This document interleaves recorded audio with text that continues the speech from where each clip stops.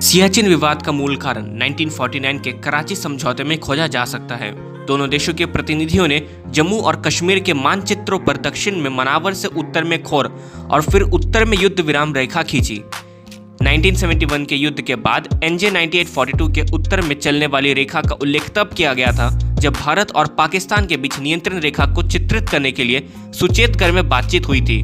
संभवतः जब बर्फ और बर्फ के हिमाच्छादित जंगल पर चर्चा हुई तो प्रतिनिधि ग्रिड पॉइंट NJ 9842 पर इस अनुमान के साथ रुक गया कि किसी भी पक्ष को ऐसे क्षेत्र में चुनाव लड़ने में दिलचस्पी नहीं होगी जहां घास का एक तिनका भी नहीं उगता है और यहां तक कि सांस लेने में भी दिक्कत होती है। इस धूमिल सुंदरता के आवरण के नीचे खतरनाक खतरे छिपे हैं जो सावधान न रहने पर मानव जीवन छीन लेते हैं।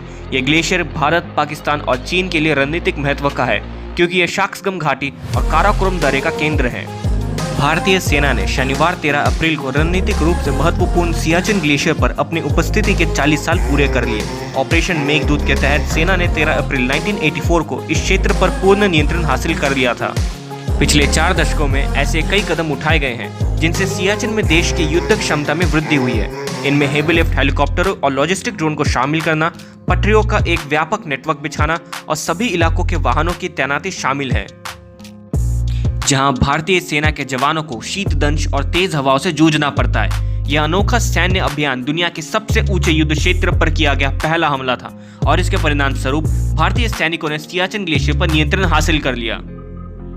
इसे उच्च ऊंचाई वाले युद्ध के इतिहास में एक अद्वितीय उपलब्धि माना जाता है जिसमें भारतीय सेना और वायुसेना के सैनिक शून्य से नीचे के तापमान के साथ सबसे प्रतिकूल मौसम की स्थिति में काम करते हैं। Operation Meghdoot lieutenant general Manohar Lal Chhibber, lieutenant general PN हुन और मेजर जनरल शिव शर्मा के नेतृत्व में शुरू किया गया था।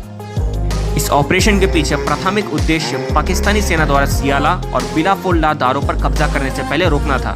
एक अधिकारी ने शनिवार को बताया कि इस क्षेत्र पर सेना का नियंत्रण न केवल अद्वितीय वीरता और दृढ़ संकल्प की कहानी है बल्कि तकनीकी प्रगति और असद सुधारों की यात्रा पर भी प्रकाश डालता है। And that concludes today's video. Video informative लगी हो तो लाइक कीजिएगा, चैनल पे नहीं तो सब्सक्राइब कीजिएगा और बेल आइकन की घंटी दबाना मत भूलिएगा ताकि आप हमारे देश से जुड़े ऐसे इन्फॉर्मेटिव वीडियोस मिस ना करें। और तब तक मैं मिलूंगा आप लोगों से नेक्स्ट वीडियो में। तब तक के लिए जय हिंद, जय भारत।